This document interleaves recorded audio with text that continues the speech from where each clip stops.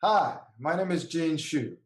Uh, I've been thinking, and one of the ways that I can better explain what I'm trying to help other leaders and executives accomplish is to kind of compare and contrast my approach to other popular approaches out there today in business training. So, the closest thing to what I do is probably emotional intelligence.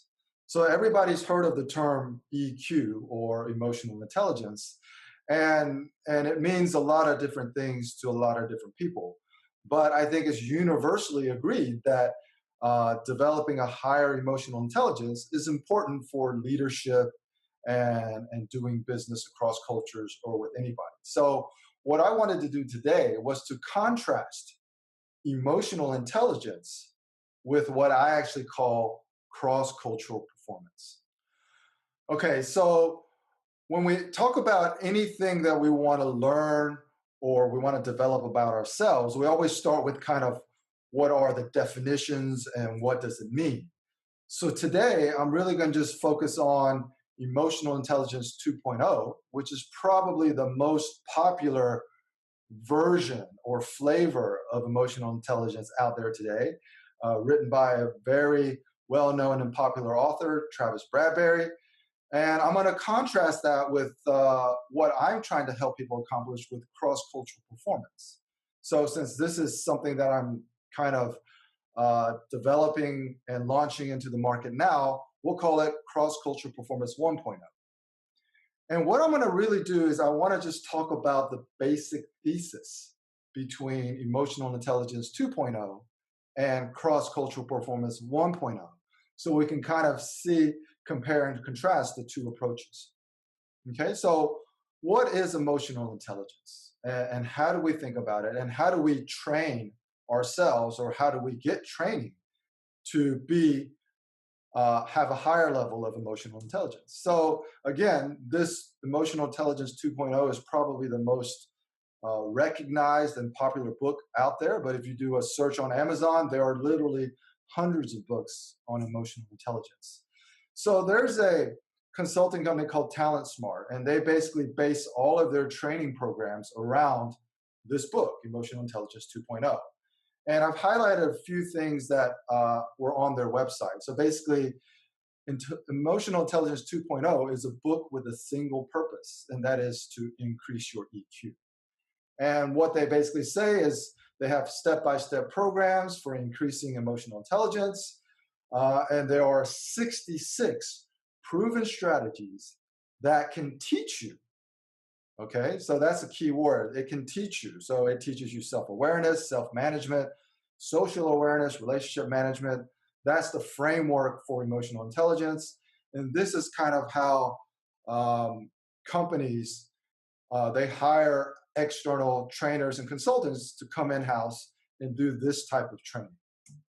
Okay, so what emotional intelligence basically says is emotional intelligence is an essential part of the whole person that is linked to performance. Okay, so obviously the person is in the center.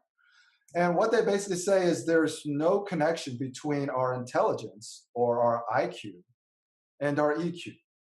Okay, and the thesis is that intelligence, or the ability to learn, doesn't change very much between the age of 15 and 50. All right. Now, EQ, on the other hand, is a flexible set of skills that can be acquired and improved with practice. And it affects how we manage behaviors, navigate social complexities, and make personal decisions. But basically, this whole EQ classification, they say, is kind of intangible. So it's not really clearly defined what EQ is. So what they focus on is the outcome of people who have low EQ versus a higher EQ. And the third aspect of the way that Talent Smart looks at it is they say personality is a stable style that each one of us has that defines us as individuals. And the thesis is personality is stable over a lifetime and basically doesn't change. So in order to improve performance, basically there are things you can do to increase your EQ. And these things will ultimately result in a higher level of performance.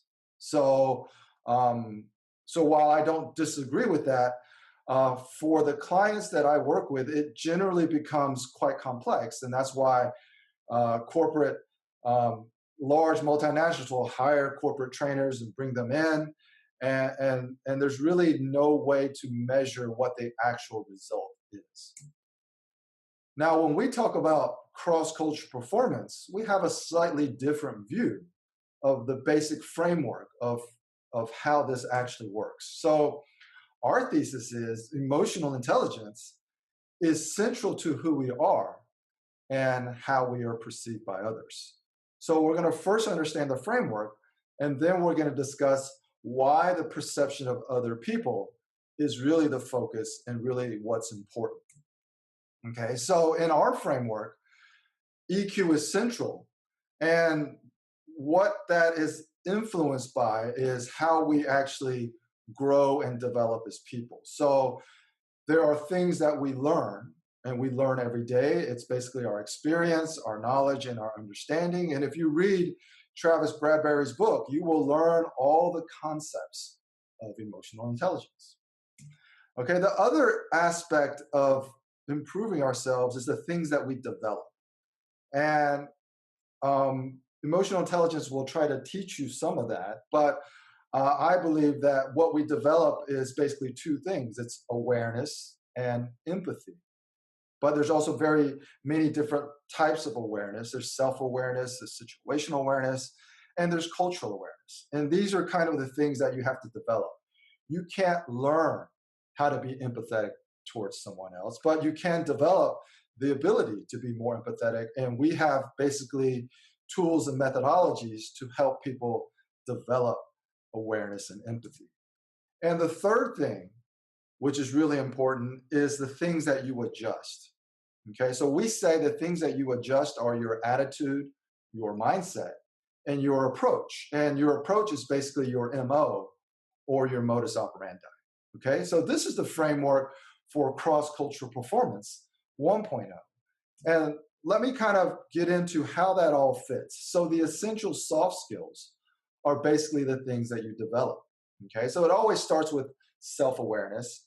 And of course, there's situational awareness and cultural awareness if you're doing business with people from a different country or across cultures, even across genders or across different age demographics. And then the other aspect of the essential soft skills is empathy. And that's basically your understanding of what other people feel and what other people value. So the essential soft skills are the things that you develop.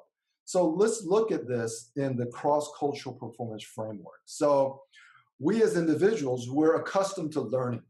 Since we were very, very young, we went to school, and the purpose of going to school is to learn, okay? And what I'm saying is, in addition to what you learn, there are things that you need to develop. And the things that you need to develop is basically a greater awareness of the environment and how you are perceived by other people, and also greater empathy for what other people feel and what they value, okay? But how does all of this tie into performance? Well, the thesis that we have is it ultimately doesn't tie directly into performance. It's only the things that we adjust that tie directly into performance. And how does that happen? Well, the things that we can adjust is basically our attitude, our mindset, and our approach. So in this video, we're not going to talk about how we do that, but we're just going to say that these are things that you can actually control. It's part of your MO or your modus operandi. And basically, your AMA values, your attitude, mindset, and approach is basically how you are perceived by other people. Okay, so you have empathy, which is one of the essential soft skills, then you will learn that certain attitudes and certain approaches will not have a positive perception, will not create a positive perception for you. Okay, and it's in business. What I think generally people agree is you have to have cooperation, you have to have alignment, you have to have buy-in, you have to collaborate and partner with other people. People throw around terms like win-win and all of these things. Well, the perception of other people how other people perceive you ultimately leads to the outcomes you will receive. And the things that you develop, the essential soft skills, basically help you understand what adjustments you have to make to your attitude, mindset, and approach to influence perceptions and ultimately affect outcomes.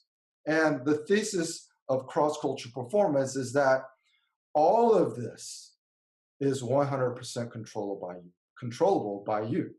You decide what kind of attitude you want to adopt, what kind of mindset or perspective or worldview you want to have, and ultimately, what is your MO?